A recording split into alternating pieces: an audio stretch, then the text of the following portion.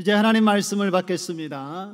이 시간 우리에게 주시는 하나님 말씀은 요한복음 14장 25절에서 27절 말씀입니다. 신약성경 172쪽쯤에 있습니다. 요한복음 14장 25절에서 27절 말씀, 오늘은 세 절이기 때문에 우리 다 같이 합독해서 읽도록 하겠습니다. 우리 다 같이 읽겠습니다.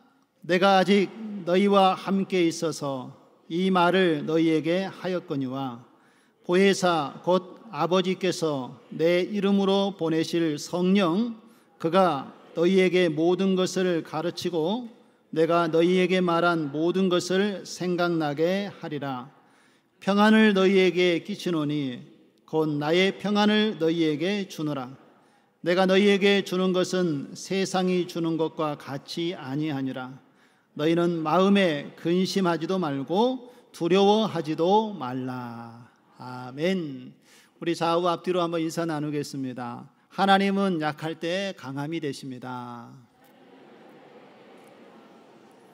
아멘. 한 번 더 인사하실까요? 주님 안에서 평안하세요. 네, 할렐루야.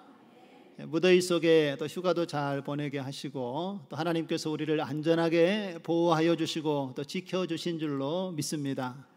영과 육을 강건케 하신 하나님께서 오늘도 말씀 가운데 우리에게 평강을 더하여 주시고 또 그 은혜를 누리며 살아갈 수 있도록 힘을 더하여 주실을 믿고 오늘도 하나님께 마음을 다하여 예배할 수 있는 우리의 모습 되어지기를 주님의 이름으로 축원드립니다.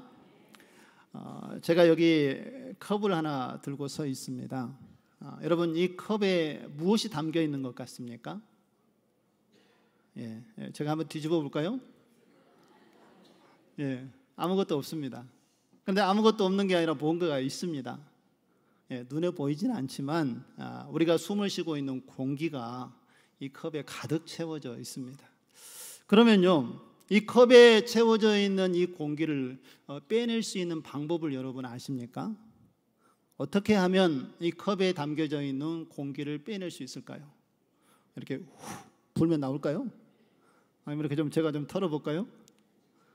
어떤 방법이 있을까요? 좀 아시는 분들은 아신 것 같아요. 이 컵에 물을 가득 채우면 공기가 다 빠져나가게 됩니다. 그리고 다른 방법은 이 컵을 그냥 물속에 푹 담궈버리면 그곳에 물이 채워지면서 공기가 다 빠져나가게 되겠지요. 공기가 있을 공간을 만들어주지 않으면 바로 공기는 컵에서 다 빠져나가게 됩니다. 저는 이런 물리적인 현상을 보면서 하나님께서 주시는 영적인 원리를 하나 깨달았습니다. 그것은 무엇인가 하면은 우리의 영혼에도 늘 우리가 고민하고 있는 문제 중에 하나는 죄의 문제이지요. 늘 하나님 안에서 정직하기 원하고 우리가 거룩하기 원하고 이 죄의 자리에 서지 않기를 원하는 것이 우리의 마음인데 참 우리의 삶은 연약하고 부족한 것을 볼 수가 있지요. 나도 모르는 순간에 벌써 죄 가운데 빠져 있을 때도 있고 또 이 죄의 문제로 고민하고 있다가 하나님께 기도하면서 때로는 이 하나님의 큰 은혜를 입어서 그 죄에 넘어지지 않을 때도 있지만 또 어느 순간에 보면은 이 죄의 문제에 넘어져서 헤매이고 있는 우리의 모습을 보게 되어집니다. 그리고 또 기도하고 회개하고 하나님께 나아가서 은혜를 또 힘입기도 하지요. 그런 것처럼 우리의 삶의 이 죄악의 문제는 늘 우리의 삶을 괴롭게도 하고 또한 하나님께 기도할 때 회개함으로 은혜를 경험하도록 하는 양면성을 우리에게 보여주고 있습니다. 그런데 여러분, 이 죄의 문제를 우리가 어떻게 해결해 갈 수가 있을까요? 내 안에 이 죄의 문제가 자리하지 않도록 하기 위해서는 어떤 방법이 있겠습니까? 오늘 이 컵에 공기가 채워져 있었지만 물이 가득 채워지면 이 공기가 다 빠져 없어지는 것처럼 우리의 죄악의 문제도 우리 안에 하나님의 성령의 영이 충만하게 자리 잡게 되면 죄의 문제가 다 사라지게 될 줄로 믿습니다. 그래서 우리는 죄를 짓지 않으려고 노력하기보다는 하나님의 은혜 안에, 사랑 안에, 성령 안에 거룩한 삶을 살기 위하여서 노력하다 보면은 오히려 죄의 문제가 우리 안에서 사라지고 해결되게 되는 줄 믿습니다. 그래서 하나님 은혜의 자리로 가까이 나아가시고 또 성령의 은혜를 구하고 성령의 충만한 가운데 우리 안에 우리를 늘 괴롭게 하는 이 죄의 문제로부터 자유함을 얻을 수 있는 저와 여러분 되어지기를 주님의 이름으로 축원드립니다. 오늘 본문의 말씀은 요한복음 14장 말씀인데요. 요한복음 14장은 예수님께서 이제 죽음을 곧 눈앞에 둔 상황 속에서 제자들에게 고별사, 마지막 유언과 같이 하셨던 말씀이 요한복음 14장의 말씀이고 또 그 이후에 증거되어지는 예수님의 말씀인 것을 볼 수가 있습니다.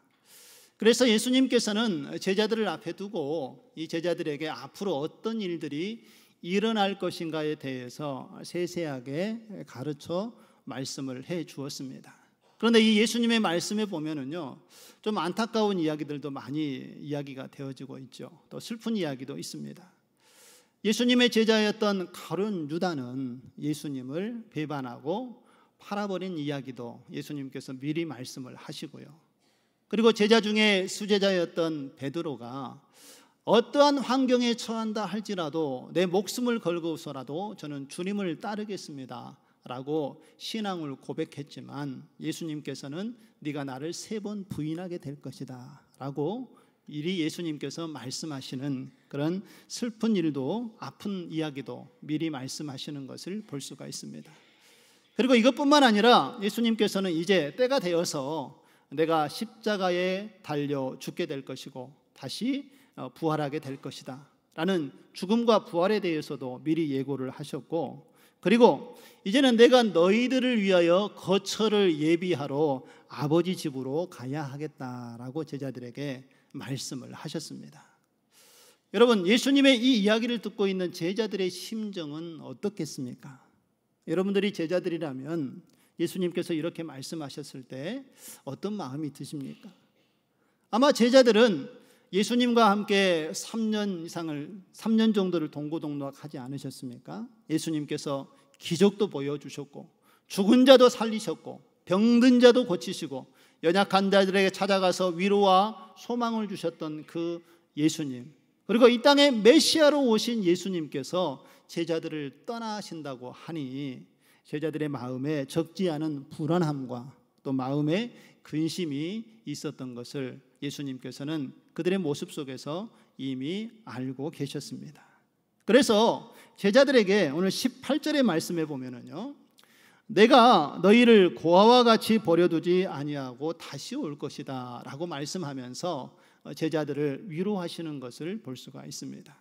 그리고 여기에 예수님께서 제자들을 위로하실 때에 요한복음 16장 17절에 보면은 이렇게 예수님이 내가 이 자리에서 떠나가는 것이 너희들에게 더 유익하다라는 이야기를 하시는 것을 볼 수가 있습니다. 그러나 내가 너희에게 실상을 말하노니 내가 떠나가는 것이 너희에게 뭐하니라요? 유익하니라라고 말씀하십니다. 내가 떠나가지 아니하면 보혜사가 너희에게 오시지 아니할 것이요 가면 내가 그를 너희에게 보내리라. 할렐루야. 예수님께서는 이제 내가 떠나가게 되면은 거기에서 끝나는 것이 아니라 너희에게 보혜사 성령을 보내주시겠다라고 예수님께서 말씀을 하고 있습니다. 여러분, 여기서 말하는 보혜사는요, 헬라어로 파라클레토스라는 말인데 이 말의 의미는 이런 의미를 가지고 있습니다. 법정에서 변호하는 사람, 그리고 위로하고 돕는 사람, 이런 의미를 가지고 있습니다.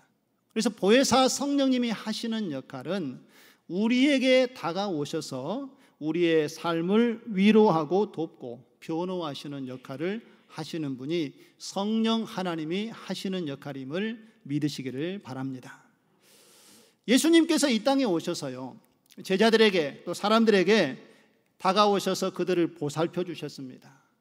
그리고 그들의 연약함을 이끌어 주셨고요, 그리고 약할 때 그들을 도와주시면서 이제 성령을 너희에게 보낼 터니 성령께서 나와 함께 하셨던 이 사역을 이제 너희들과 함께 이루도록 역사하실 것이다 라고 예수님께서 제자들에게 말씀하셨는데, 왜 예수님께서는 내가 하나님 나라로 가고 보혜사 성령이 너희들에게 오는 것이 더 유익하다라고 예수님께서 말씀하셨을까요?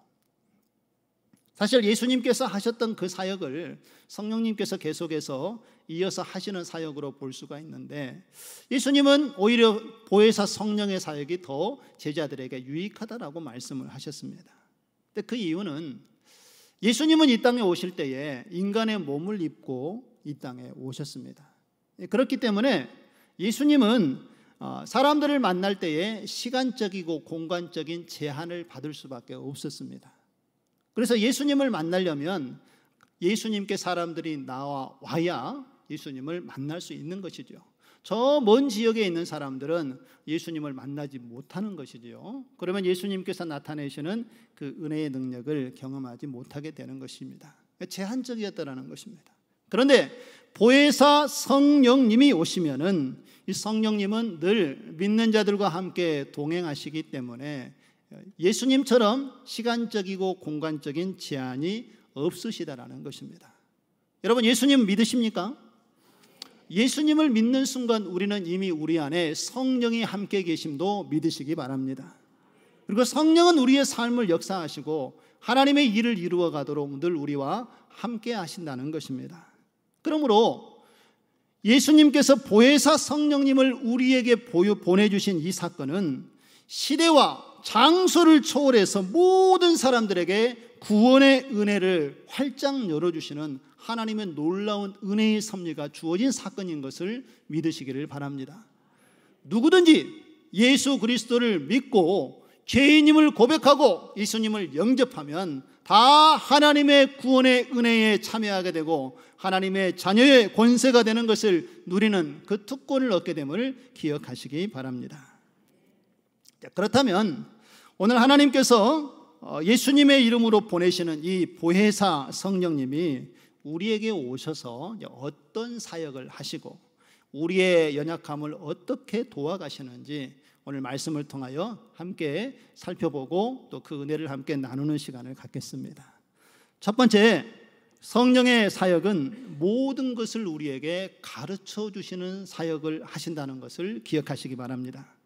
오늘 26절의 말씀을 한번 보실까요? 보혜사 곧 아버지께서 내 이름으로 보내실 성령, 그가 너희에게 모든 것을 어떻게 하신다고요? 가르치신다라고 말씀을 하고 있습니다. 그리고 내가 너희에게 말한 모든 것을 생각나게 하시리라 라고 오늘 증거를 하고 있습니다.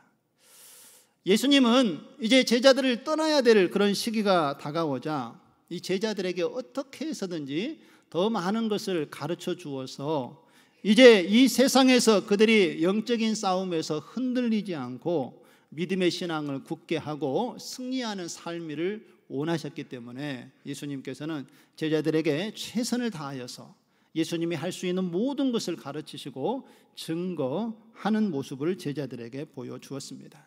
그리고 이제 때가 되어서 예수님께서는 승천하시고 약속하신 보혜사 성령을 제자들에게 보내주었지요. 그리고 이 제자들은 이제 성령의 능력을 의지해서 하나님을 믿고 이제 약속의 말씀 안에 살아가게 되는 삶을 사는 것입니다. 그런데 여러분, 제자들뿐만 아니라 그 예수님의 구원의 은혜를 힘입은 제자들이 복음을 선포하고 증거하여서 또한 우리에게까지 그 복음이 증거되어져 저와 여러분들이 그 예수님을 믿고 구원에 이르게 된 줄로 믿습니다. 우리도 그 구원의 은혜를 받았고 이미 우리 안에 성령이 계신다는 것을 알고 있는데 여러분 어떻습니까?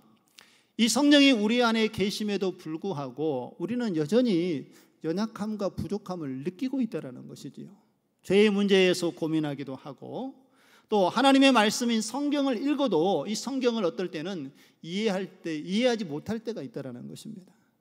그리고 성경을 의도적으로 읽는 것을 거부하는 우리의 그 연약한 모습도 우리의 삶 속에서 발견되어지지 않습니까?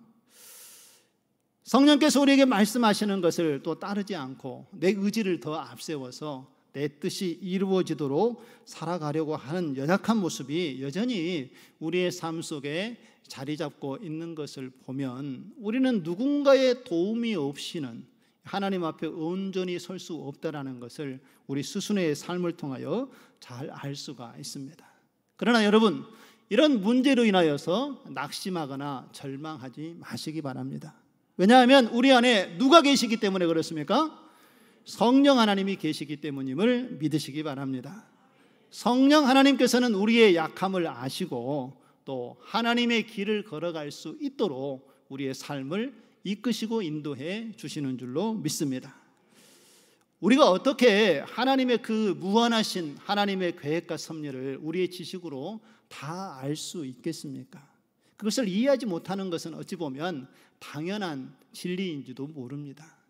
그러나 하나님께서 계획하시고 섭리하신 하나님의 그 지혜를 우리가 깨달을 수 있도록 성령을 우리에게 보내주셨음을 믿으시기 바랍니다. 그래서 고린도전서 2장 10절의 말씀을 한번 보실까요?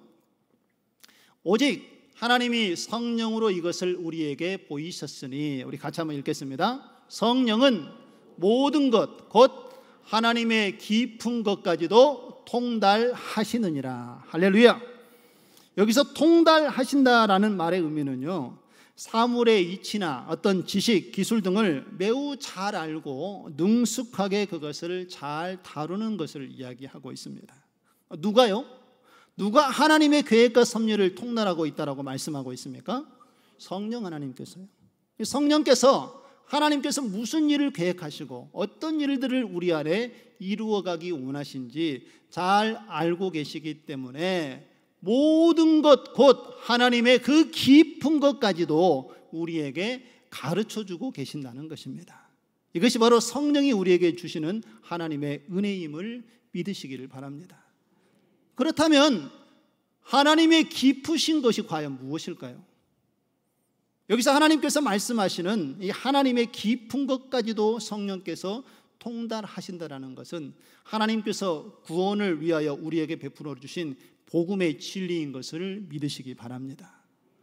원래 우리는요, 하나님께서 이 세상을 창조하시고 그 세상 가운데에 하나님의 형상대로 우리를 만드시고 인격적으로 하나님을 섬기며 하나님과 관계를 맺으며 살아가도록 창조되어진 하나님의 가장 존귀한 피조물이었음을 믿으시기 바랍니다. 그런데 죄가 들어오는 순간 이 죄로 인하여서 하나님과의 그 관계가 깨어지고 말았습니다. 하나님의 사랑을 힘입고 하나님께서 주시는 진리의 말씀을 깨닫고 그 말씀대로 창조의 질서대로 이 세상을 운영할 수 있는 은혜를 하나님께서 우리에게 주셨는데 죄가 들어오면서 이것이 깨어지고 말았다는 것이죠. 그러니까 하나님의 섭리와 뜻을 이제 제대로 이해하지 못하고 방황하는 신세가 되고 말았다는 것입니다. 그런데 하나님께서는 우리를 그냥 내어버려 두지 아니하시고 독생자 예수 그리스도를 이 땅에 보내주셔서 그분의 십자가의 죽으심과 부활을 통하여서 우리의 모든 죄를 깨끗게 하여 주시고 깨어졌던 하나님과의 관계를 회복시켜 주신 줄 믿으시기 바랍니다. 그래서 우리는 이제 예수 그리스도를 영접하여 구원에 이르는 하나님의 자녀가 된 줄로 믿습니다. 그렇다면 여러분, 하나님께서는 우리의 창조주이시고 구원자 되심을 믿으십니까? 바로 그것을 깨닫게 하시고 믿게 하신 분이 성령 하나님이라는 것입니다. 우리가 죄 가운데 빠져 있었지만 우리의 모든 죄를 속량하시고 하나님과의 관계를 회복하여서 하나님의 자녀의 특권을 누리며 살아갈 수 있도록 하나님께서 은혜 주심을 믿으십니까? 이것을 깨닫게 하신 분이 바로 성령 하나님 되심을 믿으시기를 바랍니다.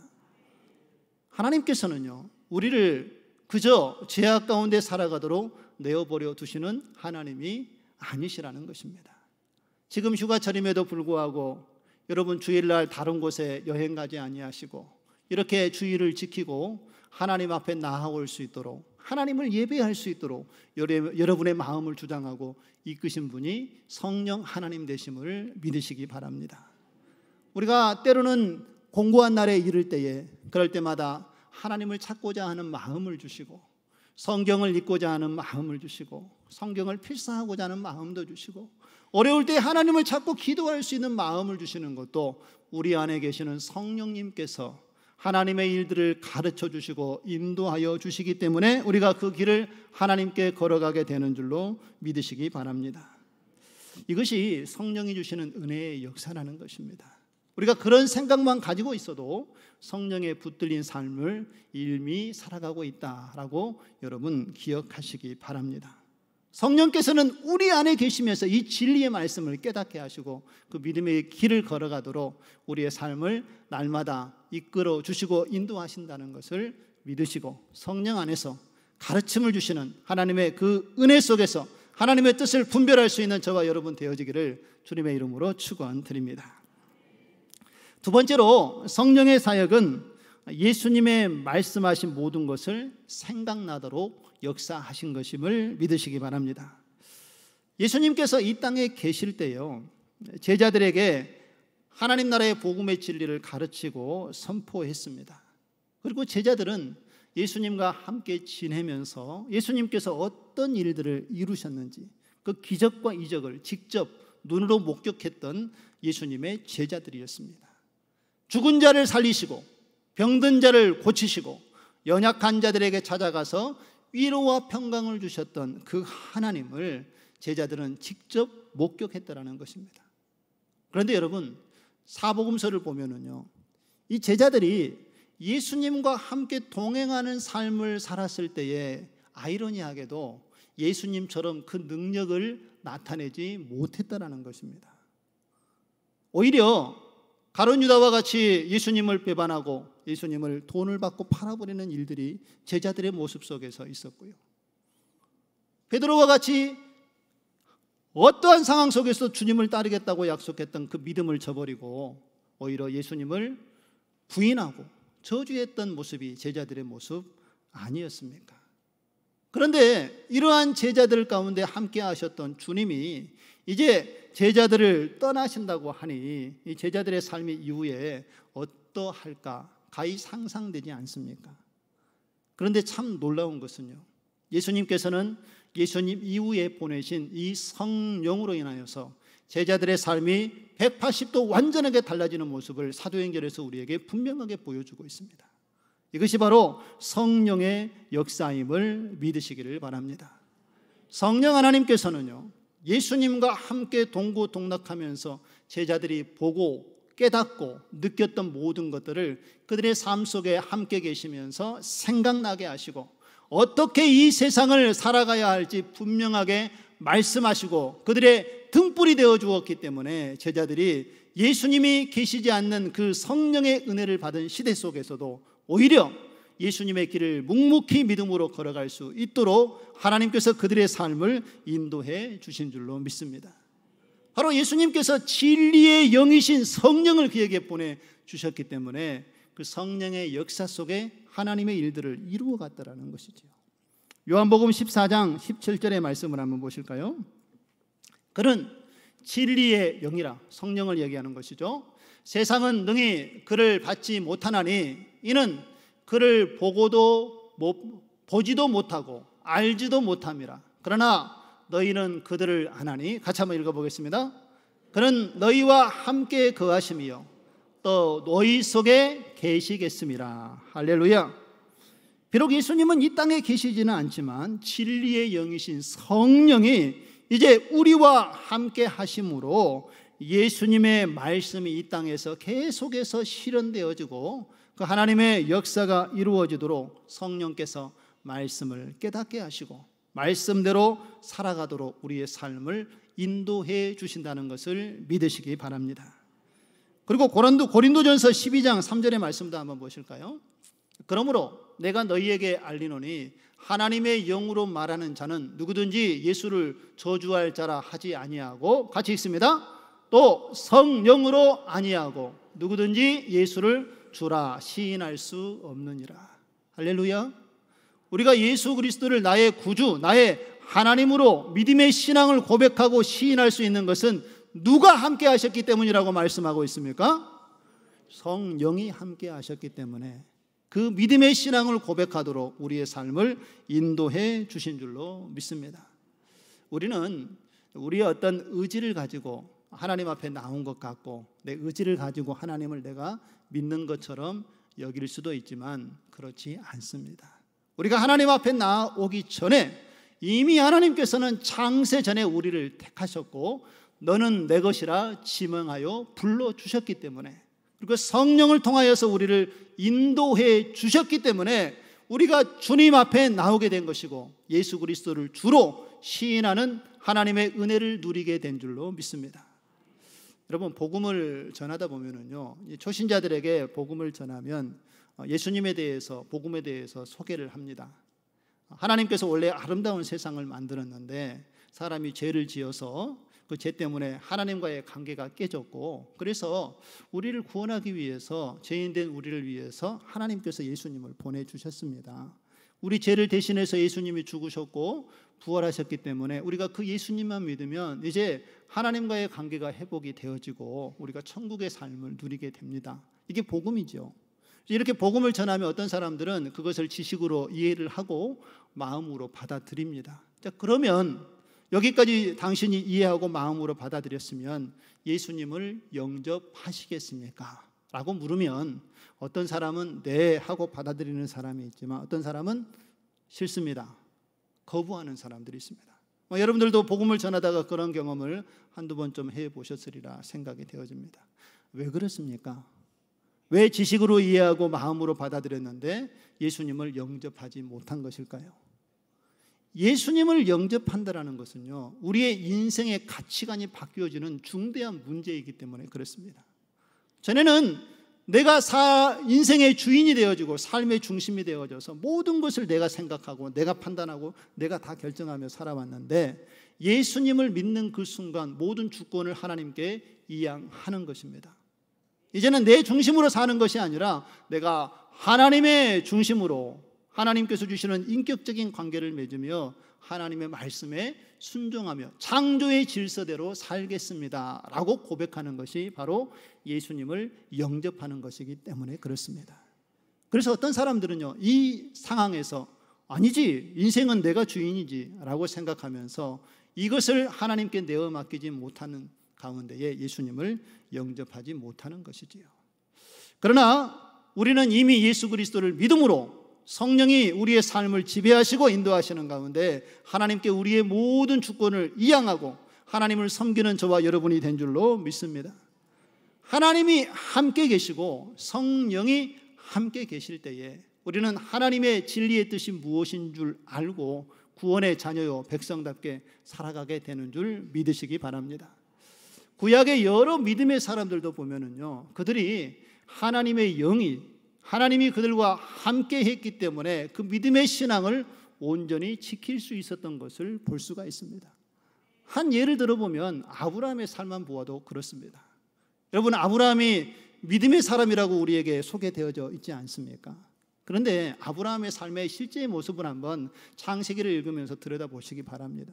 정말 이 사람이 믿음의 사람이라고 인정할 수 있는가라고 의심이 들 정도로 그는 매우 연약했던 모습을 보여주었습니다. 아내를 누이라고 속이고 하나님의 말씀을 신실하게 믿지 못했습니다. 그럼에도 불구하고 하나님께서 아브라함에게 약속하셨던 것은 내가 너와 함께 하리라. 할렐루야. 이 하나님의 언약이 있었고 아브라함이 그 약속의 말씀을 믿었기 때문에 그는 하나님의 손길에 의해서 믿음의 사람으로 훈련되어지고 오늘날 우리에게 믿음의 조상으로 소개되어지는 하나님의 은혜를 누리게 된 줄로 믿습니다. 저와 여러분의 삶도 마찬가지입니다. 하나님을 믿고 따라가는 가운데 때로는 우리의 약함과 연약함 때문에 실수하여 넘어지기도 하고 죄의 문제에서 갈팡질팡하다가 결국은 내 생각에 앞서서 하나님의 뜻을 거스리는 그러한 연약함 가운데 빠질 때도 있지요. 그러나 두려워하거나 염려하지 마시기 바랍니다. 왜냐하면 우리 안에 누가 계시기 때문에 그렇습니까? 성령 하나님이 계시기 때문에 그렇습니다. 성령 하나님은 우리를 위하여 친히 간구하시고 우리가 하나님의 길을 걸어가지 못할 때에 우리 안에서 탄식하시고 하나님의 뜻이 무엇인지 분별하도록 하나님께서 주셨던 말씀을 생각나게 하셔서 그 길을 바로 걸어갈 수 있도록 우리의 삶을 인도해 주시는 줄 믿습니다. 그 하나님이 저와 여러분의 삶을 이끄시고 또 하나님의 길을 걸어가도록 오늘도 우리와 함께 해 주심을 믿으시기 바랍니다. 세 번째로 보혜사 성령님의 사역은 이 주님의 방법과 주님의 마음으로 우리에게 하나님의 평강을 누리며 살아가도록 우리의 삶을 이끌어주고 계심을 믿으시기 바랍니다. 여러분 27절의 말씀을 한번 보실까요? 평안을 너희에게 끼치노니 곧 나의 평안을 너희에게 주노라. 내가 너희에게 주는 것은 세상이 주는 것과 같지 아니하니라. 같이 한번 읽겠습니다. 너희는 마음에 근심하지도 말고 두려워하지도 말라. 할렐루야. 누가 주시는 언약의 말씀입니까? 예수 그리스도께서 우리 안에 보내신 성령을 통하여서 우리에게 참된 평강이 무엇인지 깨닫게 하시겠다라는 것입니다. 그러니 그 주시는 평강을 통하여서 마음에 근심도 하지 말고 두려워하지도 말라라고 주님께서 말씀을 하고 있습니다. 예수님께서는요, 지금 제자들에게 마지막 고별 이야기를 하고 있다고 말씀을 드렸지요. 그래서 예수님께서 오늘 제자들에게 평안이라고 이야기하는 것은 바로 이 히브리어로 이야기하면 이 평안이 샬롬이라는 뜻입니다. 유대 사람들은요, 처음에 만났을 때도 샬롬, 평안하세요라고 인사하고 헤어질 때도 샬롬, 이렇게 평강을 서로 구하면서 인사를 합니다. 오늘 우리가 말씀의 기준에서 살펴보면 예수님께서 제자들에게 평안, 샬롬을 구했던 것은 이제 그의 인생의 마지막 부분에 제자들과 헤어지면서 하나님께서 예수님을 통하여 주시는 샬롬의 축복이었음을 알 수가 있습니다. 그런데 오늘 예수님께서 말씀하시는 이 샬롬의 축복은요, 세상 사람들이 생각하는 샬롬의 기준과는 매우 다르다라는 것을 말씀을 하고 있습니다. 세상의 평안과 다른 예수님이 주시는 이 평강을 누리고 더 이상 근심하고 두려워하지 말라라고 주님께서 제자들에게 말씀을 하십니다. 여러분, 예수님께서 주시는 평강, 샬롬은 세상의 평강과 어떤 차이점이 있습니까? 예수님께서는 이 제자들에게 또한 이 시대를 살아가는 그리스도인들에게 주신 이 평강은요, 거저 주어진 것이 아닙니다. 예수님께서 골고다 건덕을 올라가시면서 그 십자가를 지시고 모욕과 고통과 아픔을 다 참아내시고 이겨내시는 가운데 그 십자가를 지심으로 말미암아 주어진 평강이 바로 예수님의 십자가로 주어진 평강임을 기억하시기 바랍니다. 우리가 예수님을 믿음으로 구원을 얻는 것은요, 값없이 그저 믿음의 신앙을 고백하면 주어지는 은혜이지만 하나님 편에서는요, 예수님 편에서는 예수님께서 핏값으로 사신 평강임을 기억하시기 바랍니다. 그 십자가의 피로 말미암아 하나님께서는 우리에게 죄악을 끊어버리고 하나님의 은혜를 누리며 살아갈 수 있는 평강을 주셨다라는 것입니다. 깨어져 버린 하나님과의 관계를 회복해 하시고 하나님의 그 은혜 안에 살아갈 수 있는 그 십자가의 사랑이 하나님께서 우리에게 말씀하신, 오늘 예수님께서 말씀하신 샬롬의 평강임을 믿으시기 바랍니다. 그런데 여러분, 우리가 이 샬롬의 평강을 예수 그리스도를 통하여 받았음에도 불구하고 참 우리는 여전히 연약하고 부족한 죄인인 것을 고백하지 않을 수 없습니다. 약하여 넘어지기도 하고 실수하여 낙심하기도 하고 또한 주변에 일어난 여러 환경 때문에 두려움 가운데 살아가기도 하는 것이 우리의 모습이라는 것입니다. 얼마 전에 새롭게 하소서라는 이 프로그램 가운데에 성령이 오셨네라는 찬양을 만들었던 작곡가 김도현 씨의 신앙의 고백을 그 프로그램을 통해서 접한 시간이 있었습니다. 이분의 간증을 들어보니까 이렇습니다. 이 김도현 작곡가는 1990년대에 주찬양 선교단에 들어가서 CCM 사역을 시작을 했습니다. 그리고 그 길이 좀 잘 풀려서 1995년대에는 이 가요계로 진출을 했습니다. 그래서 일반 가요를 부르는 사람들에게 곡을 써주고 이 길이 좀 잘 풀려지는 것 같은 느낌을 받았습니다. 그래서 그때에 이 김도현 작곡가가 이런 생각을 했습니다. 하나님께서 내 길을 활짝 열어주시는구나. 이 CCM 찬양계는 좀 범위가 좁으니까 가요계로 가서 더 폭넓은 일을 하고 하나님의 뜻을 드러내라고 나를 보내셨구나, 이렇게 생각을 하고 이제 가요계로 진출을 했다라고 합니다. 그런데 생각했던 만큼 원하는 일들이 이루어지지 않았습니다. 가요계에서 큰 호응을 얻지 못하고 또 CCM교로 돌아와서 첫 번째 앨범을 냈는데 그 앨범마저도 크게 사람들에게 반응을 주지 못했습니다. 그래서 이 김도연 작곡가는 하나님께서 나를 버리신 게 아닌가 하는 그러한 절망감이 삶 속에 찾아왔다라고 합니다. 그러면서 6년 동안 사람들을 만나지 않고 그냥 혼자 생활을 하면서 그 절망 속에 어려운 시간을 보내야만 했다라고 합니다. 그런데 어느 날 2006년 봄에 혼자 작업실에서 이렇게 작업을 하는데 하나님의 말씀이 읽고 싶은 생각이 막 올라오더라는 것입니다. 그래서 성경을 펴고 요한복음 14장 말씀을 소리내어 읽기 시작했다라고 합니다. 그러면서 오늘 우리에게 말씀을 주셨던 오늘 18절의 말씀을 읽으면서 그와 같이 내가 너희를 버려두지 아니하리라 라는 이 하나님의 말씀을 읽는데 하나님께서 이렇게 말씀하시는 것처럼 느껴졌다라는 것입니다. 도연아, 내가 너를 다 보고 있단다. 네가 지금 얼마나 애쓰고 노력하고 있는지 내가 그것을 다 알고 있다. 네가 생각하기에는 내가 너를 버린 것 같지만 나는 너를 버린 적이 없고 너를 떠난 적이 한 번도 없단다 라고 말씀하시는 하나님의 음성을, 그 말씀을 읽다가 이 김도연 작곡가가 깨닫게 되었다라고 합니다. 그래서 지난날에 한번 돌이켜 보니까요, 자기는 신앙이 없다라는 생각도 해본 적이 없고 또 내가 예수님을 잘 모른다고 생각해 본 적이 한 번도 없었는데 예수님을 이렇게 자신이 절망 가운데 있다가 찾아오시는 성령 하나님을 경험하고 나서는 내가 하나님에 대해서 아는 것이 너무나도 부족하다라는 것을 그제서야 깨닫게 되었다라는 것입니다. 지식으로만 하나님을 알았지 가슴으로 내 삶의 모든 영역을 책임지시고 이끌어 가시는 그 성령 하나님의 만지심과 그 손길을 지금까지 경험해 보지 못했다라는 것입니다. 그제서야 성령께서 나에게 오셔서 나를 만지시고 이끌어 가시는 하나님이라는 것을 깨닫고 펑펑 울면서 하나님이 주시는 그 영광과 은혜로 곡을 만들었는데 바로 그 곡이 성령이 오셨네라는 찬양이라는 것입니다. 그래서 이 찬양이 많은 교회에 얼마나 많이 불려졌는지 모릅니다. 그리고 많은 사람들에게 도전을 주었는데요, 그 가사를 한번 살펴보실까요? 그가 어떠한 심정으로 이 가사를 쓰고 곡을 만들었는지 그 가사를 한번 살펴보면 이렇습니다.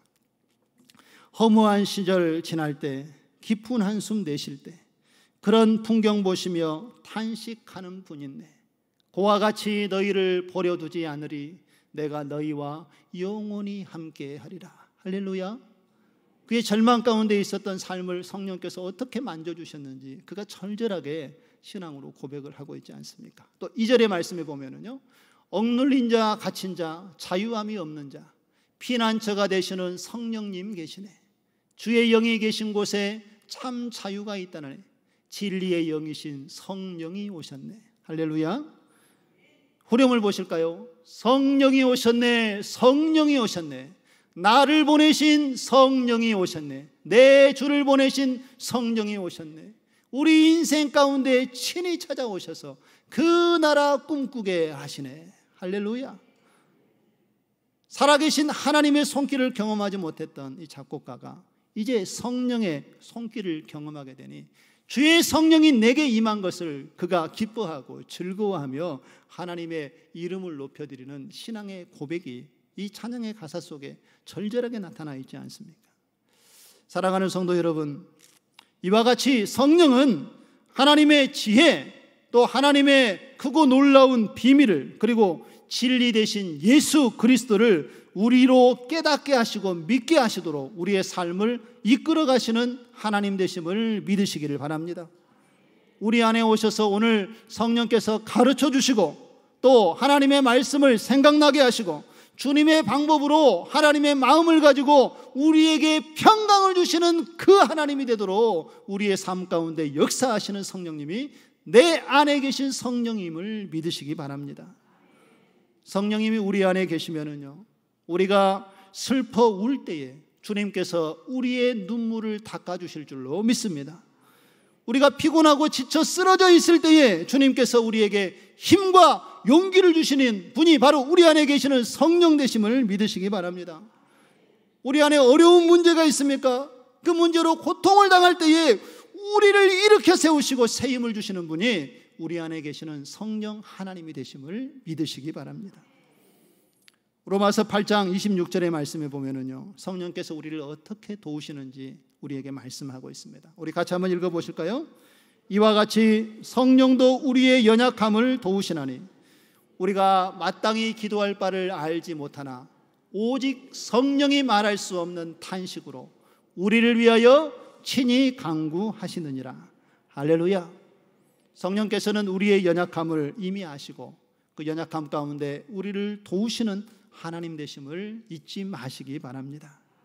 평안 가운데 우리에게 찾아오셔서 우리가 가야 할 길을 멈추지 않고 가도록 인도하시는 분이 성령 하나님이심을 기억하시고 매일의 삶 속에 성령으로 충만하시는 가운데에 하나님께서 인도하시는 그 길을 잊지 않고 함께 걸어가며 주님의 뜻을 이루어갈 수 있는 저와 여러분 되어지기를 주님의 이름으로 축원드립니다.